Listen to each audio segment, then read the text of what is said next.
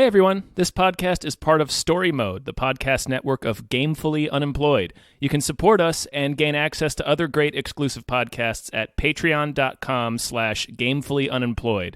That's patreon.com/GAMEFULLY unemployed, which is spelled like it sounds.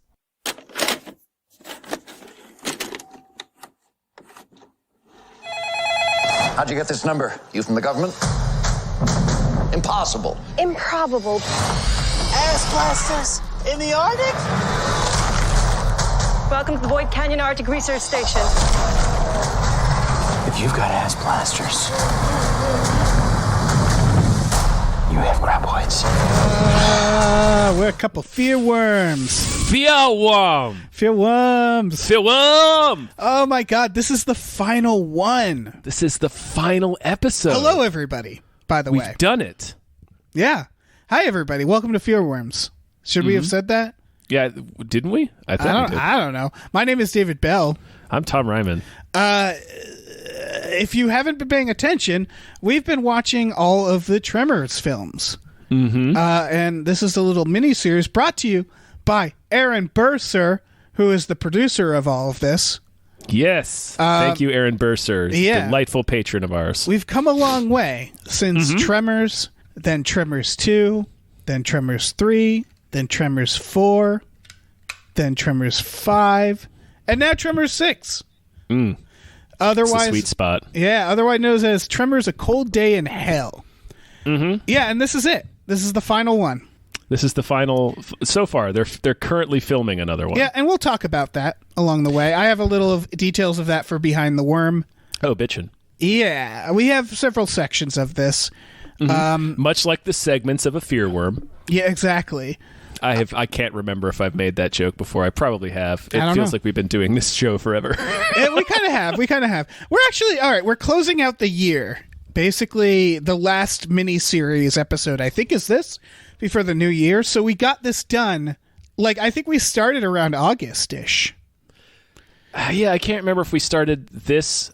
We started this in Highlander at the same time, right? Yeah, we first thought this was going to get done a lot quicker, and then we got some more Patreon-produced shows, some miniseries. But we still got it done by the end of the year, so that's good. Yeah, we stretched it out. We got it done. We got it done. It's like one episode a month. It kind of came to, or something like that. Roughly, yeah. As we try to rotate them. Yeah, I feel good about it. I feel good about what we've done. Although we haven't finished this episode, so it could all go wrong. Maybe we should save the back padding so we actually get all the way through this. True, that's true. The world could explode 20 minutes into this podcast. So this is, again, Tremors: A Cold Day in Hell. It's the final one, featuring Jamie Kennedy and Michael Gross. Yeah. Same director and same writer as the previous ones. I forget how we do things, so I'm just going to start by asking you, Tom, what did you think of this film? I guess that's the Bert's Bullets, but... That's the Bert's Bullets. But you could say, did you like it or not? I liked it okay. Okay. I thought... we're going to talk about it. It's it's clear that they didn't have much money, so it takes place entirely in like a warehouse and the surrounding lot. It takes place in a big parking lot, essentially. I was the most excited for this one and the most let down. This is supposed to take place in Alaska or Canada or something. The Arctic Circle. Arctic Circle. Arctic fucking Circle. Yeah, it's graboids in the snow. I'm just going to go ahead and skip to Behind the Worm for just this one part. They were going to shoot in Bulgaria, but sure. there was too much snow, so they couldn't film there. Can you guess where they filmed instead? I know where they filmed because I looked it up. South Africa. Yeah, they went back to South Africa. Yeah. This movie almost entirely takes place in a gravel parking lot. Yes. And nothing else. With the beginning scene, it starts with these guys in the ice, and they get attacked by graboids, and that's just the inciting incident. The bloodiest graboid attack thus far, kind of. Yeah. Like there's a lot of dismemberment in this movie. We haven't really seen that. Did you immediately know what you were looking at? Because I immediately knew what I was looking at when I saw that setting. No, I didn't. But like going back and reading about it, I was like, oh yeah, that makes sense. Yeah. Because the only thought I had is that they're bizarrely underdressed for standing in a tundra in the Arctic Circle. Yeah, the moment I saw it, I was like, oh, that's the desert. Because they shot in the desert and then they bleached it white to make it look like in After Effects, and they added fake snow. Because I immediately noticed the snow looked bad, and then the rolling hills, and it was just like, oh, that's not what snow looks like. That's not what the Arctic looks like. That's what the desert looks like. Oh, Yes. This is going to be bad. The actual okay, so I guess we should go through the plot of this. Yeah. I can give it a shot. Yeah. There's a bunch of people doing I forget what they're actually drilling for. I think like a hot water reserve or something. Something like that, yeah. Something like that. And then they accidentally wake up these fear worms. Yep. These graboids. And it kills the entire team. Oh, and they're so foreign how they call the American Yank, and they go on about him saying Fahrenheit. Yeah, like, one of them's Aussie, and like they're from all over the world. Right, but it felt like foreign characters written by an American. Like That's because it's what it was. Yeah, all they talked about was how foreign they all were.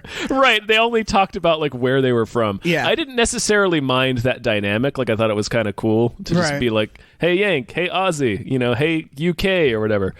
But yeah, it was whatever. Yeah. So we cut to Bert, who is apparently the only person left in Perfection, and he's now operating Chang's market because Jody, who we met in part 3, has gone off to law school. Is that right? I guess. I mean, he says something about it. It like makes she's me, off it. Yeah, that's good that they're not all staying there. No, I'm glad. I'm glad for it, and it makes sense for Bert's character. Yeah. He's currently squatting in the only remaining building in Perfection. Yeah.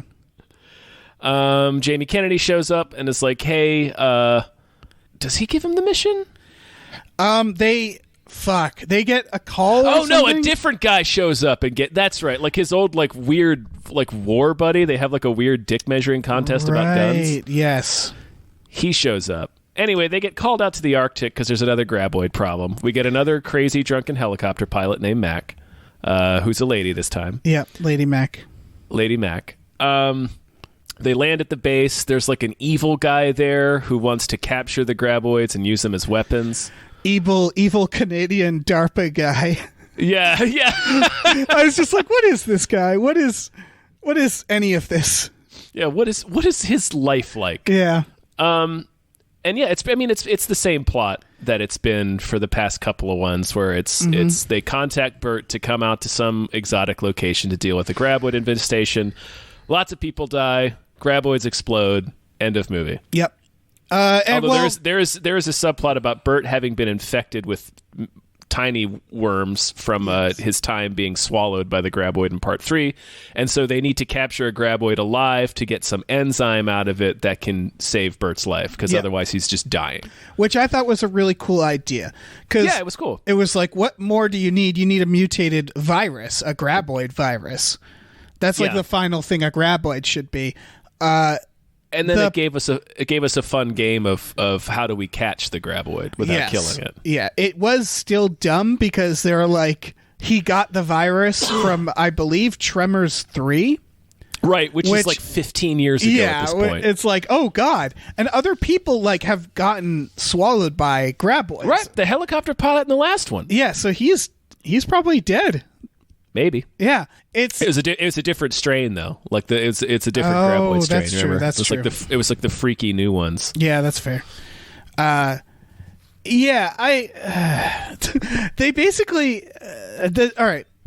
All the previous ones have found reasons for them to be outgunned, to like go into a situation and not be prepared. This one, they just sort of fly into this area with a couple guns, and then they're like, "Oh no." And then they're just sort of trapped there until they are able to not be trapped there.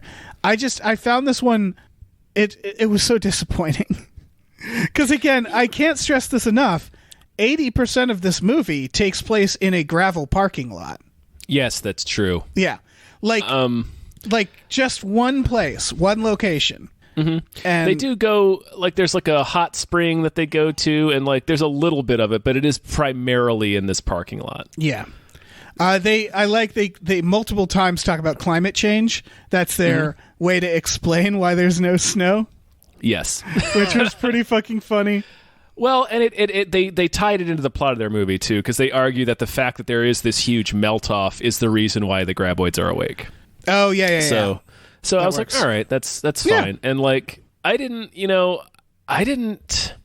necessarily mind it because I liked all the new characters they introduced. I still think the effects looked cool. It was the same kind of effects from the previous one. The graboids are more aggressive, which I like. They're faster.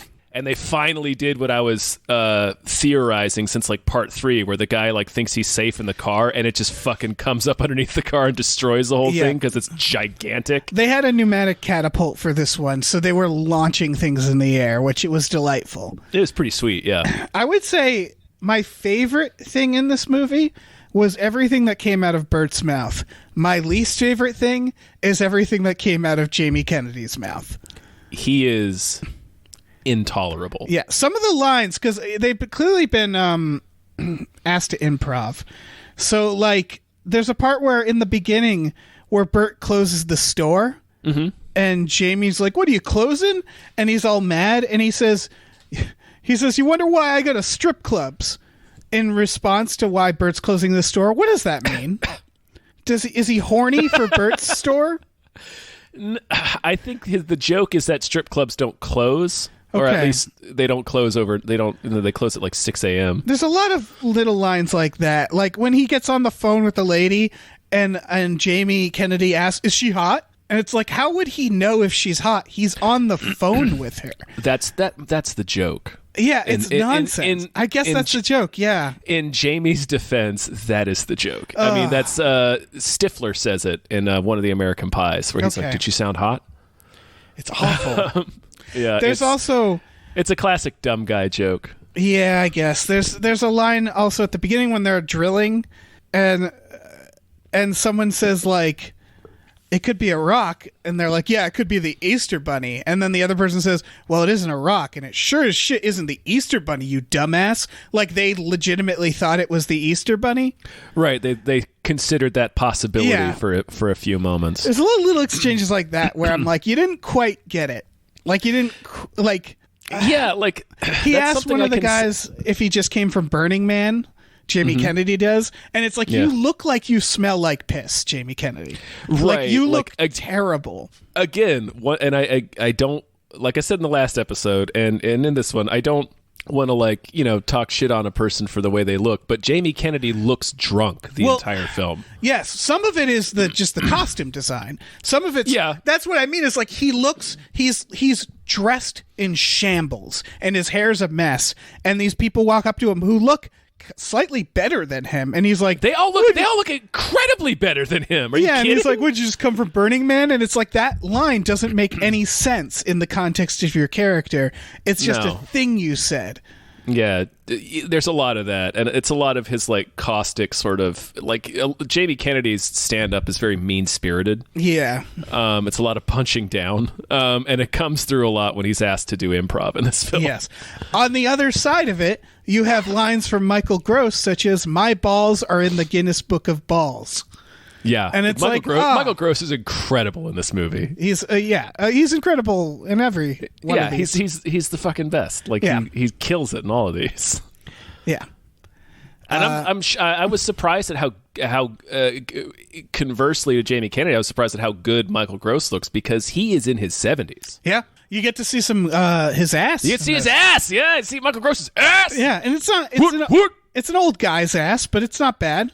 It's a fine ass. It's a fine ass. Yep. He's staying in shape. Yeah, this movie was made 2018, by the way, which means Bert is knee deep in MAGA. Like he's got to be, right? I think so. Yeah. Yeah. I mean, he goes on about he has the shooting the taxman thing. Yes. Like he is a Trump supporter. He's got to be. It's they don't mention it. He does recognize climate change.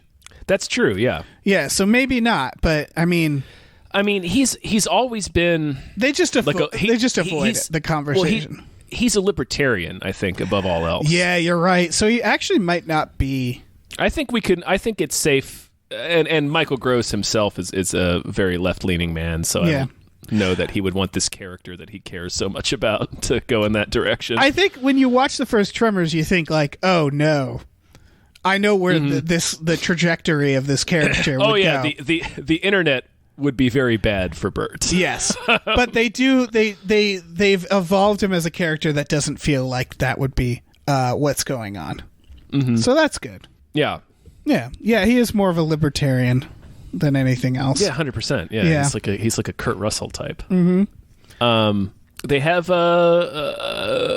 Kevin Bacon's alleged daughter is in this. The daughter of Val and Rhonda from the first film. Yeah.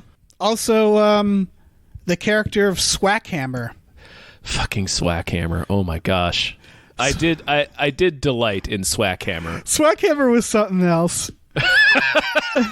First of all, that name. Yeah, he has a line. Nobody is called that. Yeah, where they're just like, "This is Swackhammer," and it was like, "I'm sorry, are we going to move on?" This is Swackhammer. No, it isn't. He also calls one of the graboids. He says he's naming it Sally after his ex, and it's like, "Oh, that's cute." And then I wrote the quote down because it clearly says more about Swackhammer than his ex.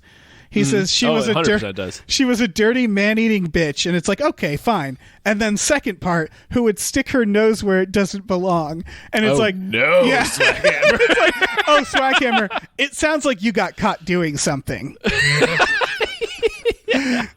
That's not a trait of an abusive woman. That's a trait of a woman who caught you doing something and left you. I don't know if she caught you cheating or if she caught you in the middle of a murder. Yes. It's 50-50 that Swackhammer killed his ex. Oh yeah. Yeah, it's possible. Yeah, it's possible he was a heroin mule and Sally walked in the room at the wrong time. Yeah. Sticking her nose where it doesn't belong. Oh my god! There's like Swackhammer. How could you? The dialogue in this is something else. It is out of control. Yeah. I wrote down the exchange. Jamie Kennedy they gave him a romantic lead. Ugh. Yeah, that was a bad idea. Yeah, we didn't need that. He says, "You ever see an ass blaster before?" Which is just out of context a horrible thing to say to a woman. And then he says, "They're mean and they stink." And she says, "I had a boyfriend like that once." To which he replies, "You single?" To which she replies, "You trying to get sweet with me?" Everything, like, there's nothing in that stands out that much. It's just so clunky and weird. Right. There's absolutely no reason that this brilliant Arctic researcher, who is played by a former Sports Illustrated swimsuit model, so she's like brilliant and gorgeous and capable and is in charge of this team. There is literally no reason for her to be interested in Jamie Kennedy. No. Yeah. Like she later says, and she's like practically having an orgasm when she says biomechanics are so sexy later. Mm-hmm. And she says it, I don't know. She says it like a weird maniac, like she wants to devour biomechanics. Oh, right. Like if you heard that sounds like something James Gumb would say. Yes. Yeah. Like you don't want to hear that come out of somebody's mouth. Like if it was coming out of the mouth of like Vincent D'Onofrio and not like an attractive lady, it would be bone chilling. Yes. But again, on the other side of it, there's Burt Gummer saying there's a guy who throughout this movie is drinking energy drinks to a point where it's heart where they're getting attacked and he's chugging an energy drink. Mm-hmm. And it was like, okay, well, this is a thing. That's setting something up. Yeah. And boy, is it. They use his pee to distract the graboid. They do. And they use his thunderous piss to distract the graboid. To which Bert says, when they tell him to pee, he says, "You take out that disco stick and let it dance." Mm-hmm. And it's terrific. Just terrific. He does say that. And then when he's pissing, the piss is like whizzing by Bert's head.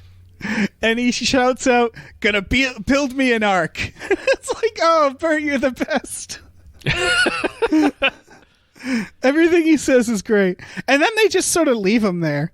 They use his piss to distract and they all run away, and then he just hangs out on that drilling equipment, and they stop talking about him for a while, which was kind of silly.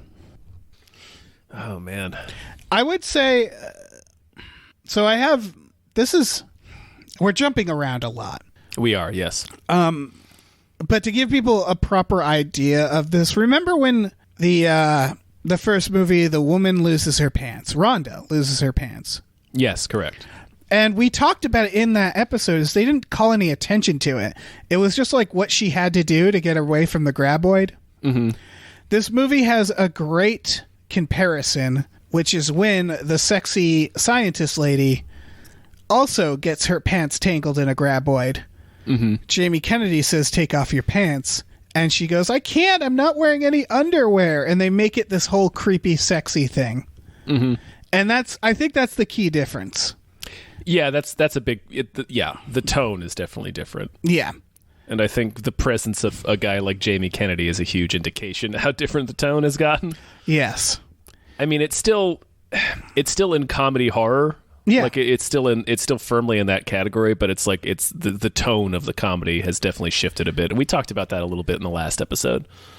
Yeah, the presence of Jamie Kennedy has altered things, and it feels more in... It also just feels like they've lost their thread of like... Because this was just, and then this happens, and then this happens. I was having trouble figuring out what the problem was.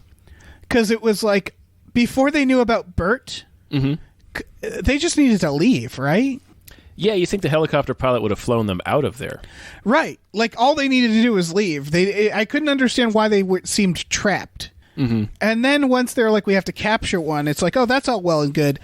But they still sort of need to just leave. Like, yeah, Bert needs help. But it never felt like there was never that feeling of like, I don't know, that they're trapped, that the stakes were high in any weird way. Mm-hmm. The characters were all right, but they also... like that one guy, who's the guy who fucking makes a run for it, where he gets the...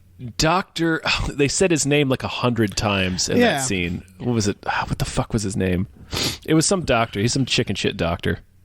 Yeah, and he like runs for it, and then he's like kind of evil right before he dies. Right, he like randomly turns evil right before he dies. Yeah, and it was just like, what is going on? Like, it's such a...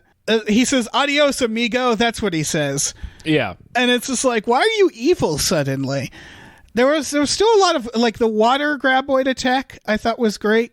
Yeah, no, that wasn't bad. Yeah, there's a lot of good ideas in this. But it felt like, and probably this had to do with the location and the limited budget, it felt cobbled together. Yeah, a little bit. It felt like they had a series of set pieces that they could do in this parking lot, and they just had to get us from each thing. Mm-hmm. But since we couldn't leave the parking lot, it was, I don't know, I lost interest very fast. Yeah, I can see that. They also had zero prep. Really? No, I mean, like, the characters had zero prep. Oh, yeah, no, that's true. Yeah, they were, like, had nothing, like Bert lands there, and they're just like, well, we got nothing. Yeah. Also, hope you brought stuff. The goddamn the climax is the act of capturing, torturing, and then blowing up a graboid. Yep. And I was like, this isn't heroic.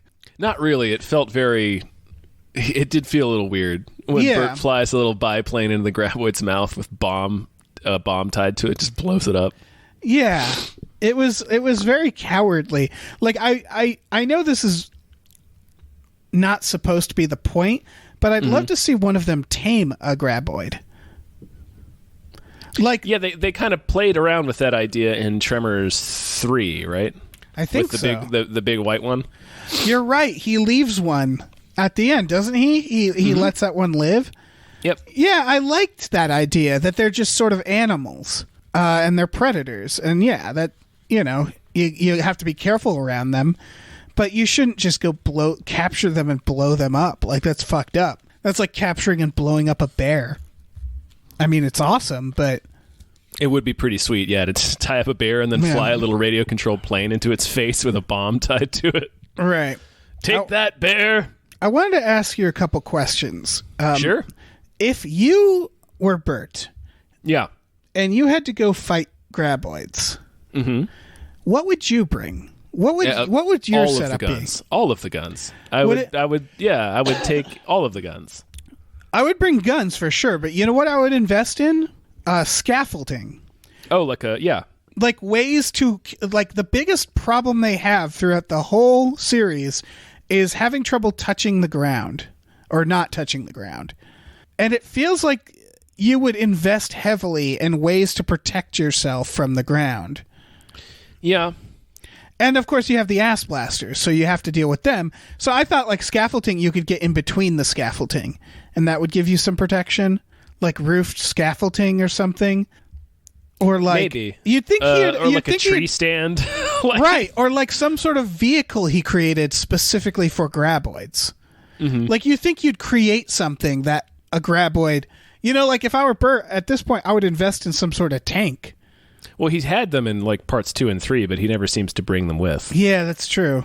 Well, he brought it with in 2 and it got fucked up. He did have that giant ass gun in 3, I think.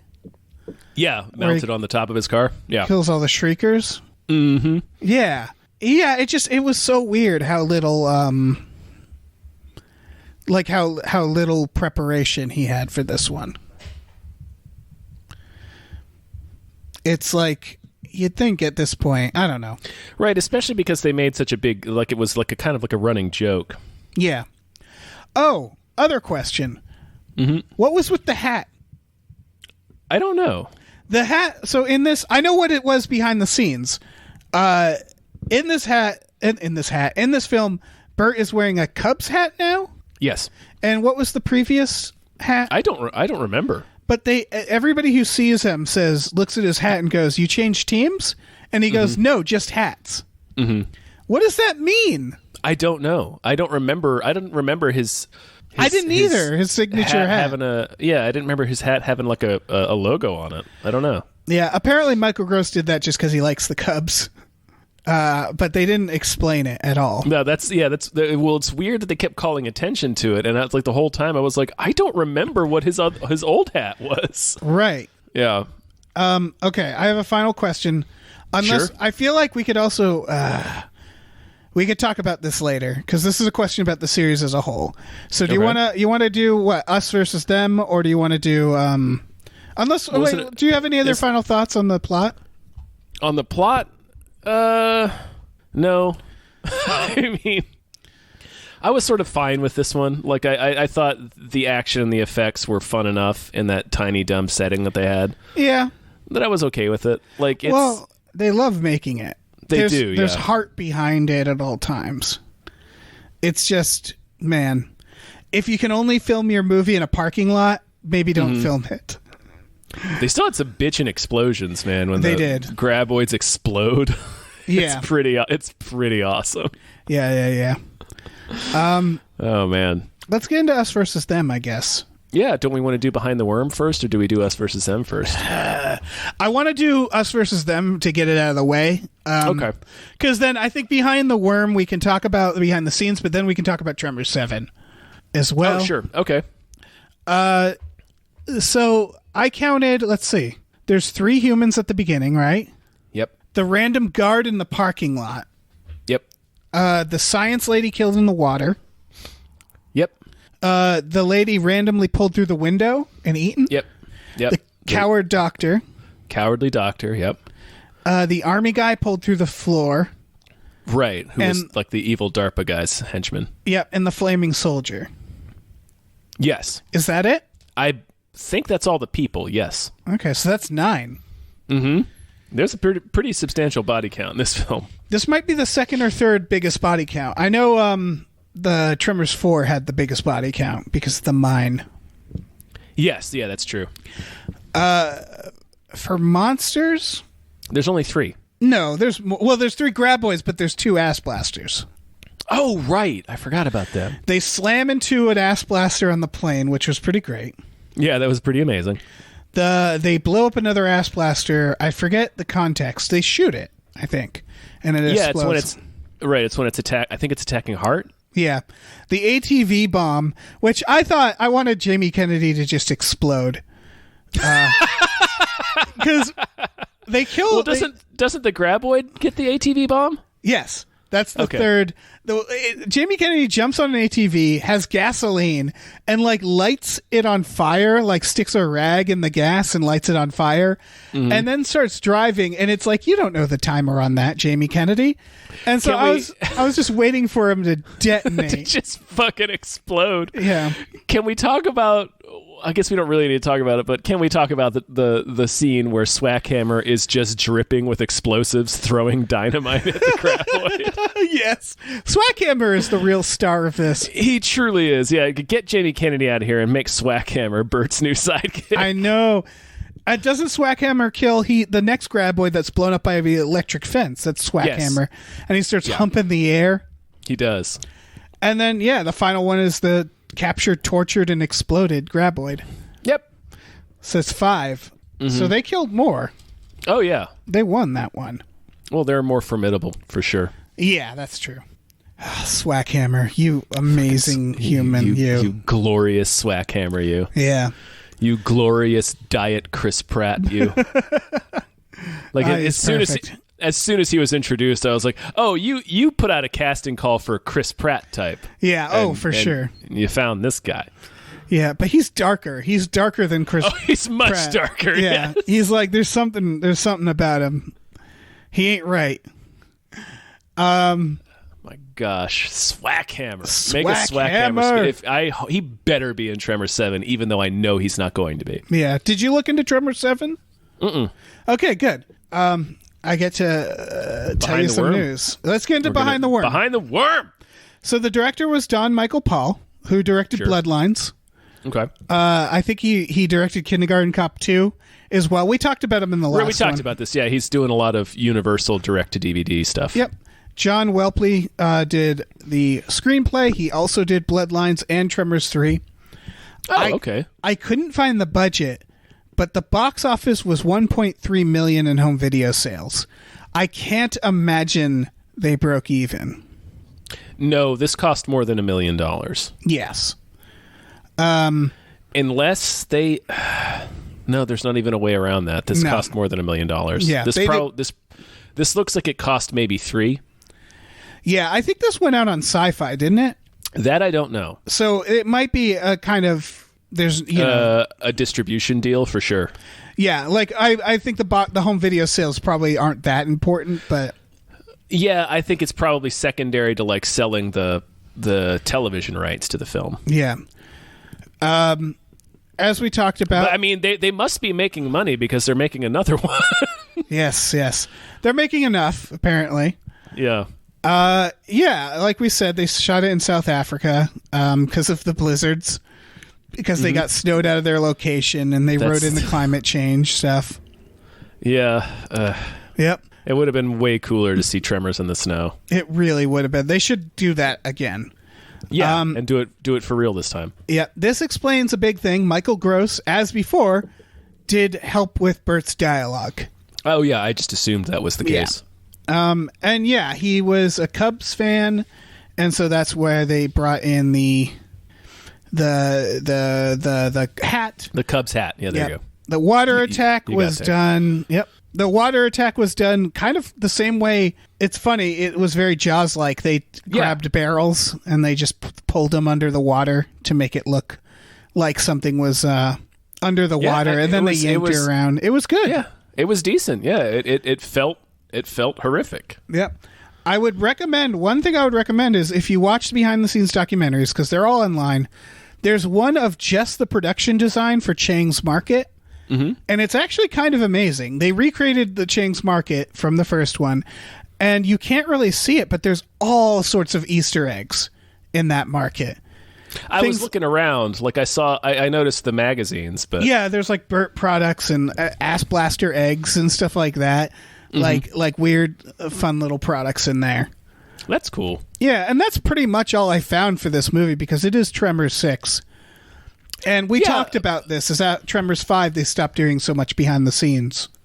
Yeah, that's true. Probably because they knew there wasn't... Well, they did do home video sales. I don't know. It's interesting that they don't do more behind the scenes stuff for something that they know is specifically for home video. The special features are almost all these like 5-minute documentaries of people just sort of saying empty things about the movie.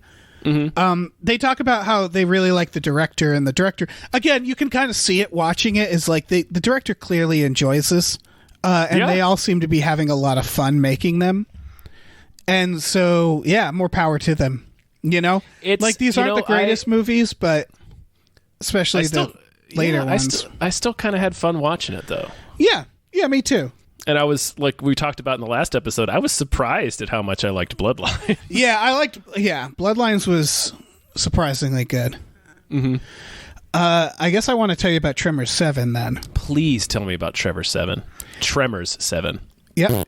It's called Tremors Island Fury. Oh, yeah! Yep. It centers on graboids that have been illegally brought to an island resort by a rich guy. It's as Jurassic a form of Park. as a form of trophy hunting. Okay, so it's like the most dangerous game. Exactly. That's exactly what this article says. It's Burt Gummer plus the most dangerous game. I'm kind of into that. Yep. Other news. First of all, it's Don Michael Paul again doing it. It's the same writer, same director. Guess who's not going to be in it? Jamie Kennedy's not going to be in it. Praise Jesus. Quote from his Twitter: "A lot of people have been asking me, so I might as well spill it. I will not be in the upcoming Tremors 7. I had a great time making the last two. Heart emoji. But no Travis this time around.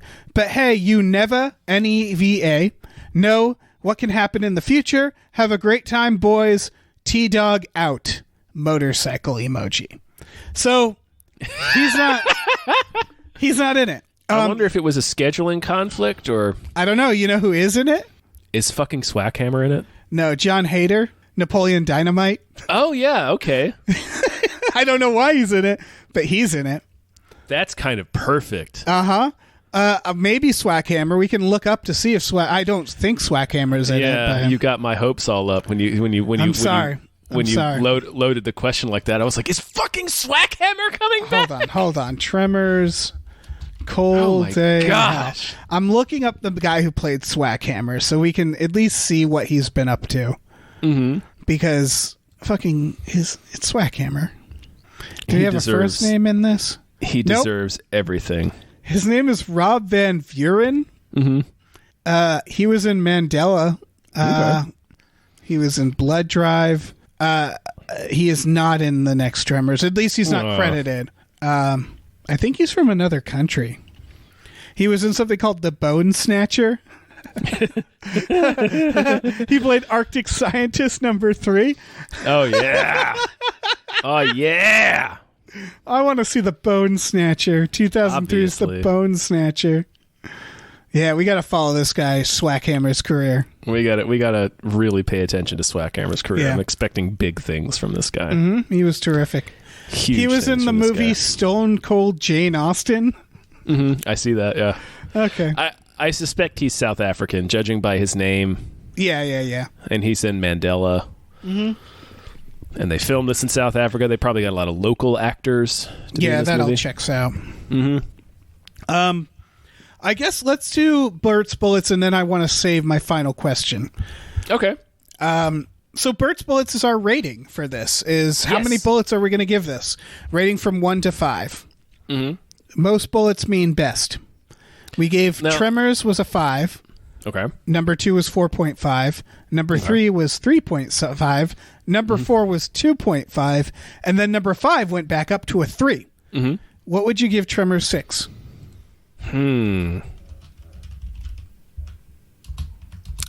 I don't want to say 2.5 because I liked it better than Tremors 4. Really? Yeah.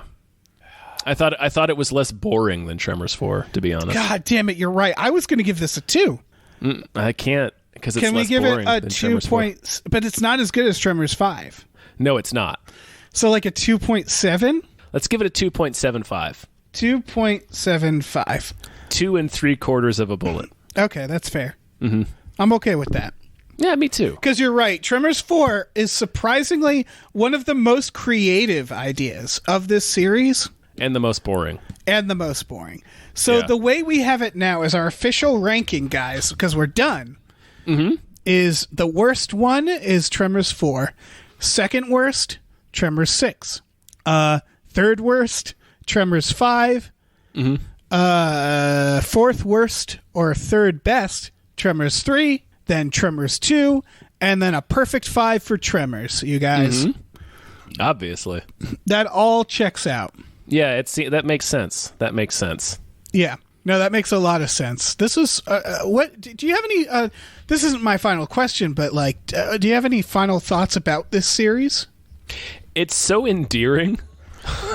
Like I get why fans like it a lot. I get why they keep making more of it. Yeah. Cuz there's something about it that's just like this it's a little bit like that movie we did Dr. Frankenstein and the Hungry Dead or whatever. Right. Where it's like, yeah, some of these movies are bad, like, but like there's still so much like heart and spirit behind it. Yeah, it's And then I want to compare it almost to Adam Sandler films, in that when you look behind the scenes of an Adam Sandler film, you realize, oh, everybody's having a lot of fun and they get along. The difference is Adam Sandler films are big corporate films. These are dinky indie films, so they have the underdog thing. So they're having fun and they're the underdog. So it's like they're not hurting anybody. And I was surprised how good the transition to digital effects was. Like the effects in Bloodlines and A Cold Day in Hell are pretty cool. Yeah, they're not bad at all. I like the worm redesigns. They made them look scarier. Yeah, they did, and they sped them up in a way that wasn't dumb. And them like bursting out of the ground like great white sharks. These are all good additions to it. It almost like what I want to see. And this is going to go into my final question for you, is I want to see someone give these guys probably I would want to bring in the producers Stampede Entertainment from the first 4, but I want to see these guys be given a real budget. And I don't know, not reboot, but like maybe a soft reboot or something. Yeah, and give them like 30 or 40 million to make a soft reboot. Yeah, and I get why they're not doing it, because these have gradually lost money. But like that Kevin Bacon, that's another behind the scenes thing. That Kevin Bacon reboot show that didn't get picked up. You know who wasn't involved in that at all? Was fucking Bert, Michael Gross. Oh, that's too bad. He said they didn't call him, and it's like, well, there's your problem. Like, that's the guy who's carrying your fan base. So if you're going to make a TV show, you need to bring Michael. Yeah, you need to bring Michael Gross into that with Kevin Bacon. Yeah, man. But I think they were trying to do a different timeline. I think they were trying to reboot it, and it's like, that's fine. You could reboot it. You could get Kevin Bacon back, but recognize the tone that people are enjoying, and recognize Michael Gross being in it. You know. Recognize his naked old man ass. He's given so much to this. That's not so much to ask. Yeah. And I guess my final question then, Tom, is if you could make a Tremors film, where would you set it? Space. Ooh. Oh, instant answer. I'd set it in space or a city. Like a densely populated city. I had a city written down. I think a city would be amazing. That'd be nuts. You coming through the subway? Yep, coming through the subway. They could burst up through skyscrapers. The only other thing I thought of was a theme park, because there's a lot of dangly rides that you can climb on and shit. There's a lot of shit to climb on in a theme park. Yeah, if a fucking graboid infestation showed up at Magic Mountain, that would be nuts. Yeah, that would be a lot of fun. But I really think a city would be... A city would be chill, yeah. Give them enough money to make it. That'd be tough. It'd be expensive, but... It would be, but it would be so good. Like, you do it... Oh, man. I don't know. How would you... I would... obviously, Bert would have to be in it, but I could see him coming later a little bit. Like, you start with people in the city dealing with it, and then they call him in. Like, you don't... I think that's the thing, is they always start on Bert. Or he just shows up because it's on the news. Yes. Yeah. They don't always start on Bert. They did in part 2. Oh, that's true. You're right. But they tend to. And it's like, we know where Bert is. Like, he doesn't change. No, not really. So He's we the don't. same guy. Yeah, we don't need. I don't think it's a problem, but he's a side character. He's like a Muldoon, you know? Yeah, and that's why they've kind of been pairing him up with like Jamie Kennedy and stuff, because he's not really the main character in any of them, really. No, they don't give him any arcs really or anything like that. He's just sort of the weird badass. Yeah, he's just the same guy. Yeah. I love you know what character he reminds me of? What's that? Is Ashley J. Williams, Ash from Evil Dead. A little, yeah. Ash is more of an overt loser. Yeah. But they have the same mixture of kind of badass, but also not very dignified. Well, yeah, Ash is like a blunt instrument. Yes. Like I would say Bert's more of a scalpel. Yes, Bert's I see they occupy the same space in a script or in a story, but like Bert is like the intelligent version of Ash. Ash is a dumb guy who just happens to be really good at killing demons. Yes, for sure. But they both have tonally they both get humiliated the same amount. Where like Bert gets pissed on by a lion and is crying for his life, and like in this one he makes that shot but his ass is out and he falls over. Like they're silly badasses. Yes, yeah. And that's a great character type that we don't see nearly enough. Right, well it kind of humanizes people too. Yeah, they're like fools, but they're good at one thing. Yeah. Correct. Bert, especially in like, not so much in the later ones, but definitely in the first one, Bert is the confident fool. Like he's like Drax. Like he's saying these crazy things, but he's also like, you know, he fucking gets shit done. Right, because it's that idea that if someone's really good at something, that doesn't mean they're particularly intelligent. They're just really good at this one thing. Yeah. Yeah. They should have done what they did with Ash versus Evil Dead. They should have done a Tremors show where it's just old like Bert. that. Yeah. Or again, a city reboot. I would kill to see this in a city. That would be pretty good. That's my fantasy. Yeah, space. Space is funny because there's no ground. So they're just floating there. Well, you do it on a planet or like on the moon. Oh, okay. Moon gravity. I was imagining like a spaceship and they're just like wiggling.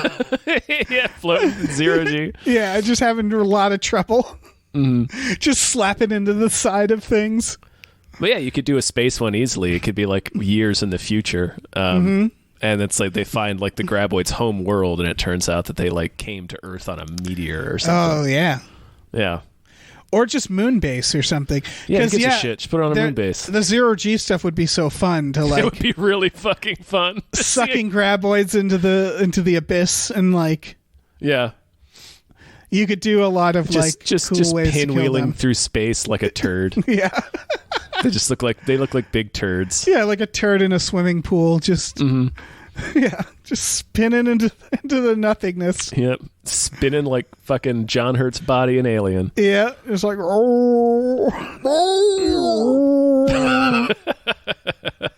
oh man. Oh, I think that's a series. I think that's a series. Holy shit. That's a series. That is the end of Fearworms, you guys. Fearworms. Oh my god. We did it. We got through them all. We did. All 6 Tremors. Holy shit. And it wasn't as grueling as I thought it was going to be. No, I think that's the big thing to take from this is that I know even Aaron Burr, who gave us this, was like, I don't think I've watched these. And nobody has. We've considered them to be like, they're like it was like my revelation about Universal Soldier, where it's just like, you don't think about these movies because they're just like, oh, these are shitty straight to DVD sequels that no one watches. Like, and you think they occupy the same space as Sharknado. But they don't at all. This is not a Sharknado. No, they're actually a lot of fun and they have a lot of heart. And like, nothing's ever going to compare to the first Tremors, of course. But I think that the sequels, particularly these 2 newer ones, are enough far enough removed from what Tremors was. It's like an evolution of that idea. Yeah. That it doesn't hurt them that they're not the first one. Well, I was going to say there's nowhere to go but up, kind of, with this premise, because it's not like you can ruin it. It's not just really. It's just worms in the ground. There's no mythology, which is, I really appreciate that there's no mythology. It's what I think the Alien franchise should have been, which is just exactly. We go to a planet. Oh, there's aliens. Oh, fuck aliens. Yeah. All right, we have to fight them in creative ways. These assholes again. Yeah. Thank goodness that's over. Oh no, more aliens. Like, that's all it needed to be, and that's what this is that they're just like, yeah, they want this guy fighting worms, so let's just do that. Nice and easy. Yeah. I enjoy it. I enjoy it too. I'm here for Tremors. I enjoyed these movies. Yeah. More than I expected to for the sequels. Yeah. I mean, the biggest shocker was enjoying the past two. Yes, because we thought that was going to go really downhill. Yeah. And it didn't. It didn't. The effects are good. Yeah. I want to see the 7th one. Hell, I can't wait to see the 7th I am one. excited. I am now a Tremors fan of the series. Of the series. Yeah. Of the franchise, not just the first film. Oh, no, yeah. Of the series. Jesus Christ, that's dark, man. That's dark. What a journey of discovery. Ooh, I don't know. Oh, I don't know, man. Yeah. Well, thanks everybody for listening, and yes, and special thank you to Aaron Burser for the founder of the Feast. He produced this podcast. Yeah, he did. All hail Aaron Burr. Repeat it. If you are interested in producing a podcast, or if you're just interested in some exclusive podcasts, you could check out our Patreon, patreon.com/gamefullyunemployed. Those exclusive podcasts are Tom and Jeff Watch Batman and Fox Mulder is a Maniac. We have a bunch of tiers. We watch movies with everybody every Friday night.